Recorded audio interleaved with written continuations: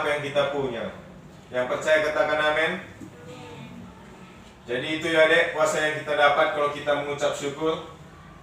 Kuasa yang kedua yang kita dapat kalau kita mengucap syukur ialah kuasa kemenangan. Kita buka 2 Tawarik 20 ayat 22.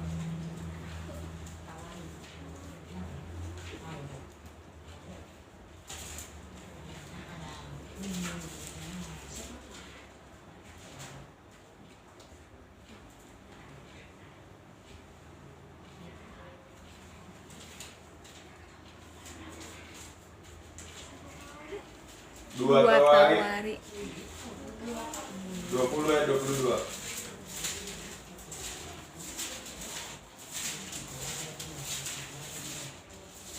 Ayat 22.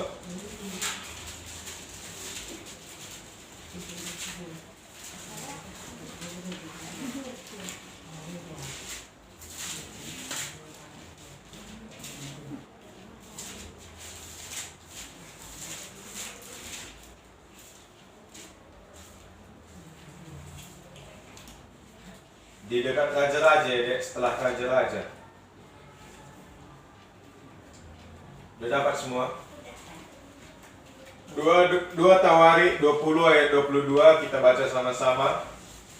Ketika mereka mulai bersorak-sorai dan menyanyikan nyanyian pujian, dibuatlah Tuhan pengadangan terhadap Bani Amun dan Moab dan orang-orang dari pegunungan Seir yang hendak menyerang Yehuda sehingga mereka terpukul kalah. Nah ceritanya ini dek, Bani Amun dan Moab ingin menyerang Yehuda, dan Yehuda dengan pasti akan terpukul kalah. Namun apa yang dibuat Yehuda?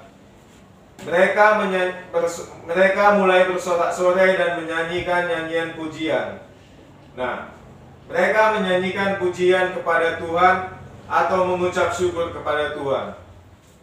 Lalu apa yang dibuat Tuhan kepada Bani Amun dan Moab? Tuhan melakukan penghadangan terhadap Bani Amun dan Moab sehingga mereka terpukul kalah.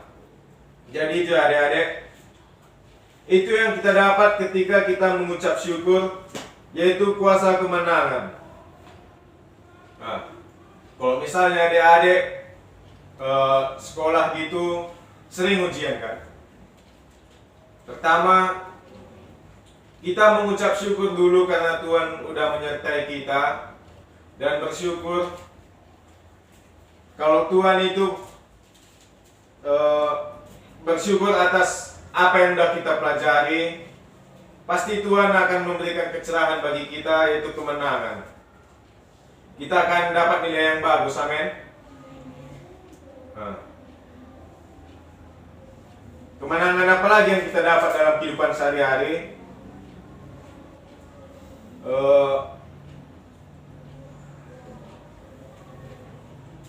Ya ada yang tahu ya. Kasih contohnya adik-adiknya.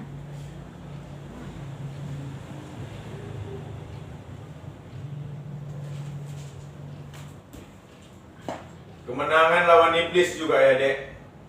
Ketika iblis mencoba membuat kita marah-marah apa segala, ketika kita mengucap syukur, pasti Tuhan akan membuat kita menang lawan iblis.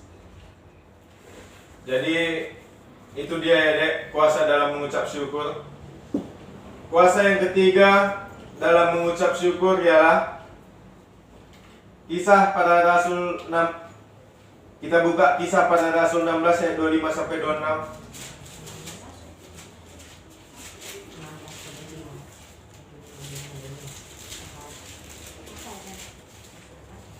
Kisah Para Rasul 16 ayat 25 sampai 26.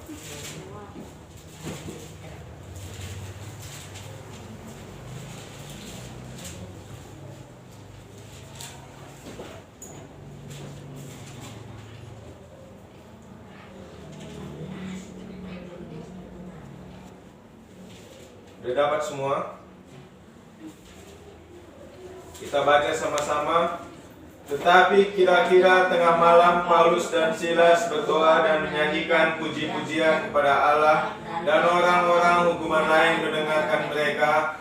Akan tetapi terjadilah gempa bumi yang hebat sehingga sendi-sendi penjara itu goyah, dan seketika itu juga terlepaslah belenggu mereka semua. Nah, ini dia deh.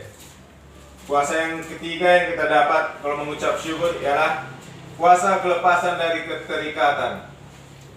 Di mana di sini ceritanya Saulus dan Silas itu dipasung gitu dalam penjara. Dipasung dalam penjara tanpa melakukan kesalahan apapun. Jadi mereka itu tidak bersalah, namun tetap aja dipasung. Apa yang mereka lakukan? Mereka berdoa dan menyanyikan puji-pujian kepada Allah, dan orang-orang hukuman lain mendengarkan mereka. Nah, itu yang mereka lakukan, yaitu berdoa dan menyanyikan puji-puji. Nah, apa yang mereka dapat setelah melakukan itu? Terlepaslah belenggu mereka semua dan mereka bebas. Jadi itu adik, 3 kuasa dalam mengucap syukur. Yang pertama tadi apa? Yang Tuhan Yesus mengucap syukur 5 roti 2 ikan. Pelipat gandaan. Yang kedua, kemenangan. Yang ketiga, kelepasan dari keterikatan. Alasan yang pertama apa dek mengucap syukur? Kenapa? Itu alasan yang kedua. Alasan yang pertama, itu yang dikehendaki Allah di dalam Yesus Kristus. Alasan yang kedua, karena Tuhan Yesus. Jadi kita buka Kolose 2 ayat 7. Kolose 2 ayat 7.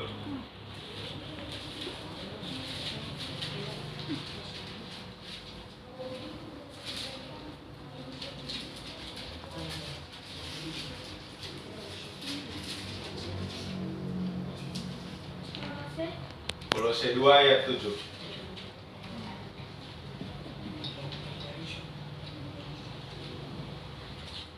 Yang sudah dapat katakan amin. Kita baca sama-sama. Hendaklah kamu berakar di dalam Dia dan dibangun di atas Dia. Hendaklah kamu bertambah teguh dalam iman yang telah diajarkan kepadamu, dan hendaklah hatimu melimpah dengan syukur. Apa aja tadi katanya, dek? 1, berakar di dalam dibangun di atas bertambah teguh dalam dan yang terakhir. Jadi itu adek, yang pertama kita harus berakar di dalam Dia. Bagaimana caranya berakar di dalam Dia? Yaitu kita terus baca firman Tuhan, berdoa, sampai-sampai kita berakar di dalam Dia, dan kemudian kita akan dibangun di atas Dia. Lalu kita harus bertambah teguh dalam iman, dan juga hati kita harus melimpah dengan syukur. Itu dia firman hari ini adik-adik. Baiklah kita renungkan dan lebih sering bersyukur dengan menyadari alasan dan kuasa apa yang kita dapatkan dengan bersyukur. Yang pertama, itu yang dikehendaki Allah. Kan tidak mungkin kita mengelak kalau itu dikehendaki Allah bagi kita, kan?